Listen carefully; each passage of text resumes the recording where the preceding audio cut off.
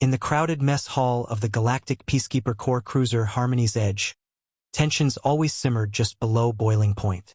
The cruiser, a massive diplomatic vessel brimming with soldiers and envoys from a dozen different species, was supposed to be neutral ground, somewhere rival factions could eat, sleep, and plan joint operations in fragile unity. But neutrality was a myth when it came to humans, especially Deathworlders like Chief Petty Officer Logan Pierce, a Navy SEAL on special attachment to the Peacekeeper Corps. He sat alone at the end of a metal table, sleeves rolled up to reveal a sleeve of scars and faded tattoos, battle honors that meant nothing to most of the aliens who shared the room.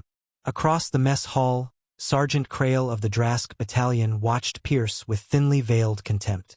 The Drask were bigger than humans, all hard scales and rigid muscle plates. Among the peacekeepers, they carried the reputation of a warrior caste that prided itself on their so-called honor duels. But their code of honor never quite masked their disdain for humans, fragile, unpredictable, and impossible to intimidate. When Krail's unit lost a training exercise to Pierce's team earlier that week, the Drask warrior decided to reclaim his pride the old-fashioned way, public humiliation.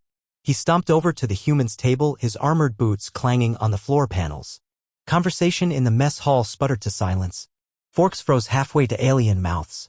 Krail loomed over Logan like a storm cloud about to burst. Deathworlder, Krail sneered, his mandibles clacking. You think you're strong because you won in your human way? Dirty tactics. Ambush. Cowardice.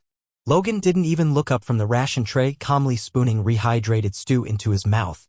You hear me, ape? Krail growled. Face me.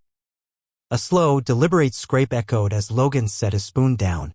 His blue eyes lifted, expression flat but eyes glittering with an emotion Krail mistook for fear. Back off, Logan said, voice calm, but every syllable carried the weight of a promise. The Drask hissed something crude in his own language, stepped forward, and slapped Logan across the face. The sound cracked like a plasma discharge in the dead quiet room. The Drask's claws left a shallow scratch along Logan's cheekbone. Gasps rippled through the mess hall. Some soldiers looked away. A few shifted in their seats, ready to bolt if the human lost control. But Logan just sat there. 4-3 heartbeats, 1, 2, 3, he seemed carved from stone. Then he moved. In an instant, the Navy SEAL lunged up from his seat. His left hand seized Krail's armored wrist, yanking it forward while his right elbow slammed into the Drask's throat. The big warrior's eyes bulged as air whistled out of him in a strangled wheeze. Logan didn't stop there. He twisted Krail's arm behind his back, forced him to his knees, and in a fluid, terrifying motion pressed 2 fingers against a cluster of exposed nerve nodes between the Drask's shoulder plates.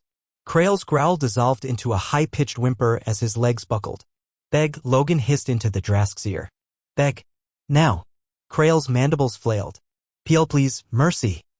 A stunned silence fell over the entire hall. Aliens who'd once mocked the humans now stared in wide-eyed horror or perhaps newfound respect. No one dared breathe too loud.